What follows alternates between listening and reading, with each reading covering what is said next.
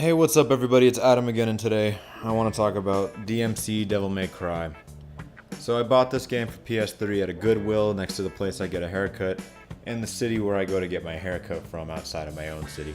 Now, DMC Devil May Cry gets a really bad rap because, it's like the blasphemic dirty stepchild of the actual franchise, which replaces the regular white-haired, titular, dirty-haired, gay, erotica porn star Dante for this super-duper really cringy looking Hot Topic manager who's like 24 while all of the people who work under him are like in their 30s looking guy. He's real dirty. The game is real dirty.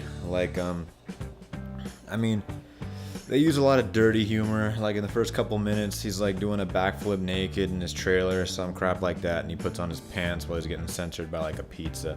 It's real funny. They have a bunch of funny scenes like that. Where they're trying really hard to be cool. I don't know if anyone's ever played Sonic Adventure 2, but constantly Shadow the Hedgehog will say, "I'm the coolest" at the end of some missions or some nonsense like that. It's a lot of that nonsense. Now, prior to playing this, I've never played Devil May Cry or any of those previous games. As of this video, after beating the game, I did start Devil May Cry 4, which honestly seems like the more superior built game. Definitely so far recommend the regular series over this reboot. However, it is not as bad as everyone sees or everyone says. So playing through this game, aside from its dirty appeal and its gross out humor comedy, it's actually not that bad. The combat it's actually much better than I thought it was going to be. I thought it was going to be this weird kind of mashed up system. I honestly thought it was going to be closer to Bayonetta in terms of fighting, which Bayonetta's combat is really good, but this one is more of a departure. I thought it was going to be a dirty version of Bayonetta, basically, but it's different. It uses it really seems to have a central connection around your melee attacks and the two grappling hooks they give you. One that sends enemies towards you and one that sends you towards enemies, and mix and matching that with your heavy and your light weapons and your regular rebellion sword is actually much more smooth than I thought it was going to be. So in terms of combat, it's actually pretty spot on. Now, in terms of everything else, the graphics are so-so. They're not bad, they're not good. I'm playing the PS3 port, so I think it runs at 720 max on that port. It doesn't look too bad. It does not look good. It's in that mixed match where it's okay, it's passable. Sometimes you'll notice some edginess on people's faces, or maybe some blockage here and there where it looks really basic. So at times the game can dip down and look pretty bad on some models. All in all, it doesn't really look too bad.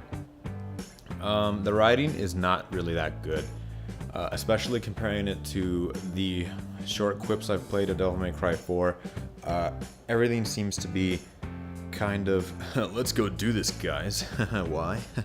Because I'm a punk. That's why.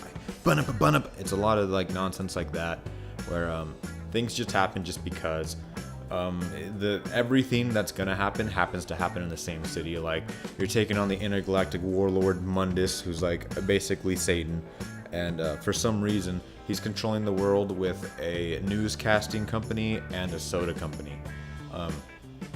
That alone should give you an idea of how ridiculous it is from start to finish. That those are really the only two things that he's controlling the world with, and I'm not even joking. It's implied, and they tell you through quick snips here and there that the president owes him $2 trillion, and he owes the world through debt. But primarily, that's the plan. When you find out he's the evil warlord and that Dante and Virgil are gonna team up to kill him, he literally the plan is, all right, let's take out the soda company, and then we'll take out the newscasting company, and then he'll have nothing left. And that's literally what happens. You take out the soda company, which turns out to be a giant testicle monster that's just spitting out juice that everyone drinks in the soda and makes them passive. The media is literally just regular media. It's just controlling through media the same way that the regular Illuminati, Overlord, Reptilian, Orion-based space aliens use already. It's no different, except at the very end when you get to the newscaster, giant floating Star Fox Andros rip-off boss Bob Bardis is is there instead of like regular newscasters, which I actually enjoyed that boss fight. It was like archaically funny. It honestly made me feel like I was playing like Star Fox 64 with Andros, the final boss, throwing the little squares. It was really, it was cool. There are the enemies in this game are they're pretty much the same. About a quarter of the way through the game, you're pretty much going to encounter nearly every single enemy you will face throughout the entire game. I say nearly because, well, that's excluding the bosses, of course, but nearly.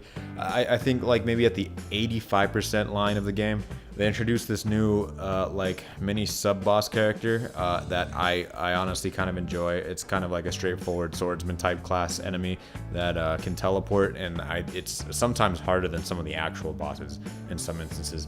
But other than that, you're pretty much playing through the same enemies you've seen from like the very beginning of the game, and it's kind of dreadful because of how basic they are. After a while, it kind of feels like they're just in the way.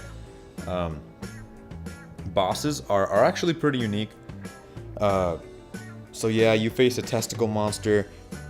You face Bob Bardas, which is a giant floating head, Star Fox 64 ripoff, which is fun.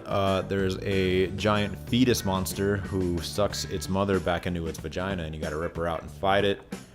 And then there's Lord Mundus himself, who is like basically he's just a giant monster character.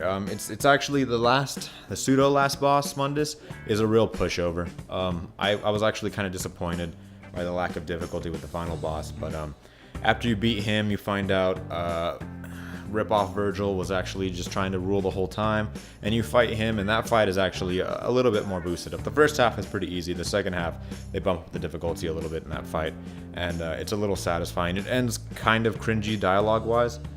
And at the very end, you know, Dante's hair turns totally white, and his eyes are very demonic as he flashes and looks at the screen. It's clearly they set up for a sequel, thinking that this game was going to be a smash hit, you know, destroying everything that the DMC series was before this. Spoilers, it wasn't. Other than that, that's pretty much the whole game for the most part. I didn't have a bad time. I didn't have a good time. I had fun with the combat. Once you unlock things in segments, so I think they spaced it out well enough so that when you get a new weapon, it doesn't feel too bad. There's a lot of small, minor upgrades here and there that make it kind of worthwhile. I think all in all, this was a okay, not good, okay, not bad game. If I had to throw it in there and give it a review right now, it would definitely get an okay on the scale, leaning towards the middle of okay, not like at the edge of okay. I feel good that I played this game, knowing, played this game before playing the DMC, the regular Devil May Cry series, so that I wouldn't be hurt like everyone else apparently is. I have a higher appreciation, I feel, than other people would have for this game, that already played the regular games first, because I have basically no disappointment and no nostalgia to be let down on.